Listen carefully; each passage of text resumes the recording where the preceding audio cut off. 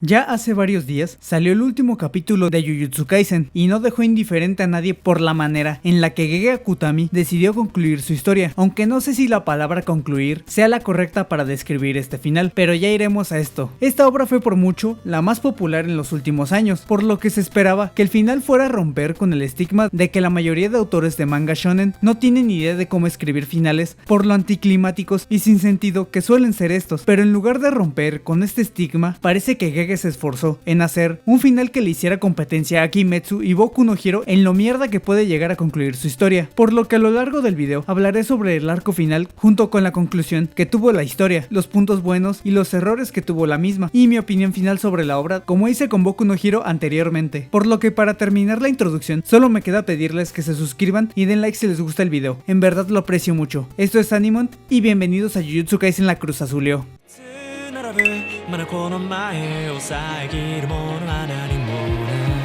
Este arco final nos situó en la batalla contra los dos antagonistas más grandes de toda la historia, los cuales vimos desde el principio de la obra serían a futuro el mayor peligro de esta trama, siendo puntualmente Kenjaku y Sukuna, los cuales al momento de desarrollar sus conflictos se hizo de gran manera al observar combates tan distintos pero cada uno con el toque que necesitaban para destacar. En el caso de Kenjaku, teniendo un combate totalmente enfocado en la comedia, y que a pesar de ser igual de gracioso que los apodos que pone Dallas, tiene un desarrollo interesante y muy entretenido de seguir, además de ser bastante sorpresiva la conclusión al mostrar cómo esto solo fue una distracción para que Yuta diera el golpe de gracia y acabara con quien fue la mente maestra en casi todo suceso de esta obra, o al menos eso creeríamos porque Gege dio a entender que posiblemente este haya sobrevivido y siga en el cuerpo de Geto, además de ahora ser amigo de Takaba, quien igualmente pensábamos que había ido a conocer a Freddie Mercury y al final sobrevivió. El problema es que no sabemos cómo pudo haber sobrevivido o el motivo de esto, y Gege en lugar de dar una respuesta a este enigma deja totalmente abierto este punto, lo cual terminaría siendo uno de los clavos de este ataúd, pero ya iremos a este punto. Y por otro lado, también veríamos la batalla final contra Sukuna, en la cual se involucraría la mitad del elenco protagónico y siendo una pelea bastante larga para lo que acostumbramos a día de hoy, algo que a mí me gustó mucho porque estamos hablando de la amenaza más grande de este mundo, por lo que es normal que se necesitara bastante tiempo para desarrollar la batalla final, y creo, hasta la derrota de Sukuna, todo iba muy bien hasta que llegamos a lo que pasó después, del que fue posiblemente el conflicto más grande de la historia de la hechicería, y viéramos que nada pasó fuera de eso, o bueno, nada importante o que repercutiera al final de la obra o a nuestros personajes, llegando al punto de hasta revivir personajes solo porque el autor se le dio la gana y sin ningún propósito, como es el caso de Higuruma, Takaba, y poco le faltó para que se le ocurriera revivir a Choso o hasta el Pikachu, sin olvidar que quitando la reflexión final de Sukuna, la cual fue bastante buena para hacer unos cuantos paneles, no pasa nada y parece que esta batalla final pasó y no tuvo consecuencias, acabando de una forma en la cual ninguna trama terminó de cerrar y que pareciera que Gege solo escribió un final porque ya estaba harto de su obra y quería pasarse a otra cosa, si no, no me explico cómo este pudo terminar de esta forma tan anticlimática.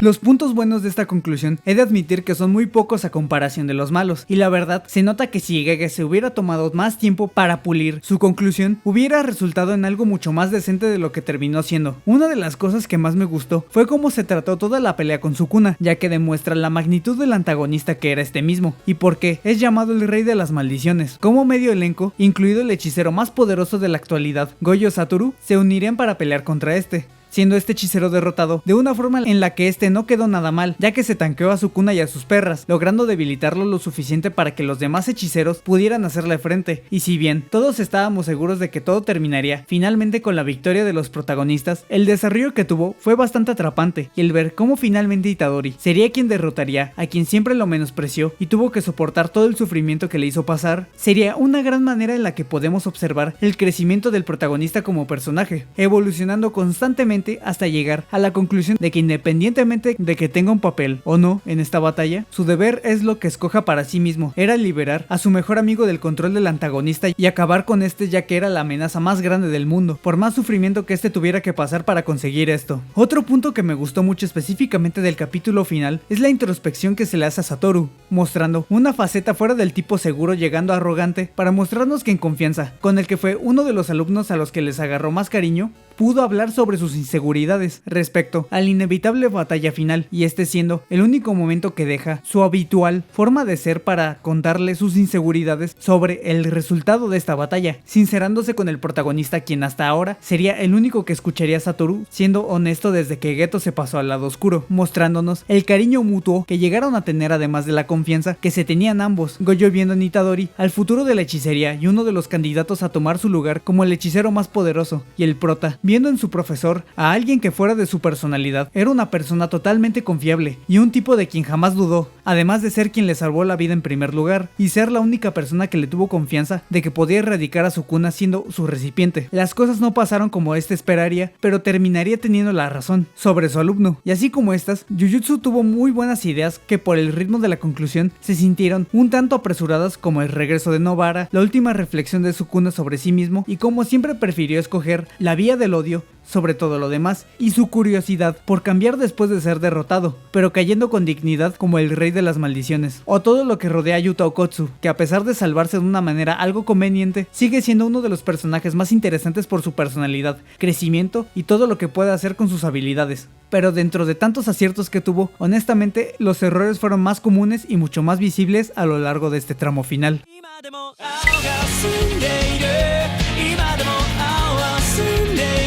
Jujutsu en este tramo final pasó por muchos momentos, los cuales en la mayoría de los casos fueron muy cuestionables, empezando por la manera tan repentina que fue derrotado Satoru Gojo, el cual pasó de ser llamado el ganador de la pelea a estar partido a la mitad de la nada al siguiente capítulo, solo porque sí, muy anticlimática la manera en la que terminó con la vida de su personaje más popular, que a pesar de que lo odie, lo único que hizo fue restarle importancia al fallecimiento de uno de sus personajes más importantes, y si bien me gustó que no lo reviviera, me hubiera gustado ver algo como su funeral o algo del estilo, ya que literalmente murió y le valió verga poner algo de este fuera del momento que tiene con Yuji. No sé si esto es por el odio que dice tenerle al personaje, pero si es así me parece una estupidez que por eso, y joder al fandom de Gojo, haya decidido hacerlo a un lado en todo lo que pudieron haber hecho por este después de su deceso. Otro punto que me parece bastante malo es la manera en la que terminado el conflicto, se revela que varios personajes que vimos prácticamente liquidados en la pelea contra Sukuna volvieron de la nada, siendo bastante anticlimático al ver cómo personajes como Higuruma salieron prácticamente ilesos a pesar de recibir ataques directos y mortales de Sukuna y recibir daño suficiente como para que no regresaran casi en perfectas condiciones, aún con la ayuda del MVP de la pelea, Wiwi y Shoko. No me quejaría de esta decisión si esto sirviera de algo para la trama, pero solo vemos como el tipo se lamenta de sobrevivir, dice 2 o 3 pendejadas y se acabó su participación, teniendo más repercusión en la trama Osawa queriéndose ligar a Itadori que esta en los capítulos finales. Y como punto más horroroso que cometió esta obra, y para mí fue un insulto a todo fan de la obra, el que este final no concluye prácticamente nada importante con respecto a su trama, y se siente como si este pretendiera continuar la obra en algún momento porque no se cerró el arco de ningún personaje salvo Maki y Gojo, ni Itadori y eso que es el protagonista,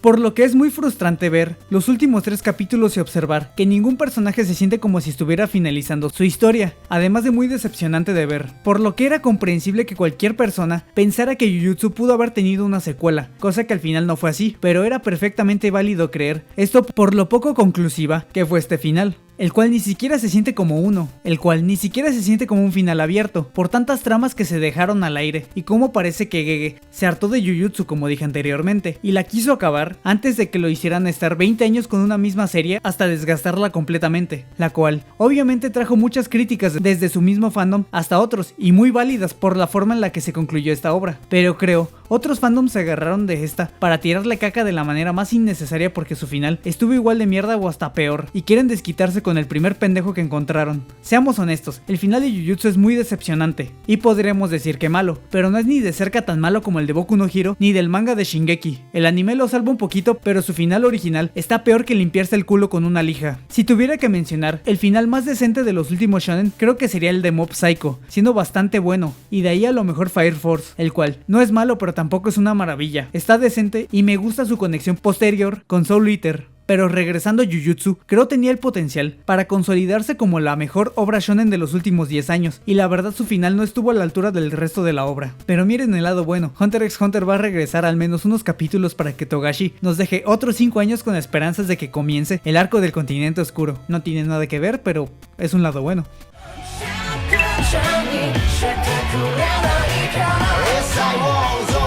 Jujutsu inevitablemente es una de las obras más grandes de la actualidad, por lo que duele ver cómo su conclusión se quedó corta a lo que estábamos acostumbrados en la historia, y será recordada como otro manga que no supo cómo terminar. Pero a pesar de esto, y como hice en el video del final de Boku no Hero, me gustaría agradecer a Gege Akutami por ser el autor de uno de mis mangas favoritos y una de las obras por las que empecé a hacer contenido hace 2 años, con un video que a día de hoy ya no está disponible porque estaba bien mierda, pero siendo lo que inició este trayecto, que a pesar de que no soy el tipo más constante, subo video cada que puedo y trato de no devorarme tanto, el cual, además de ser un hobby que disfruto, me ha hecho conocer un mundo al que con el tiempo le he agarrado cariño, gracias a todos los que han llegado a darme la oportunidad de entretenerlos. ¿Quién diría que un manga sería el que me haría empezar este proyecto? Por esto, y por el simple hecho de entretenerme, le tengo mucho cariño a esta obra. Voy a salirme del tema un momento para agradecer que llegamos a los 1500 subs. Honestamente no creí que fuera a llegar tan lejos el canal, por lo que agradezco mucho su apoyo a los que siempre ven el contenido y los que me siguen en mis redes sociales aunque tenga muerto el Instagram. Tengo unas ideas para este mes y espero poder sacar todos los videos que tengo planeados a tiempo. Nuevamente muchas gracias, yo soy Mont y esto es Animont. Los quiero un chingo, hasta la próxima.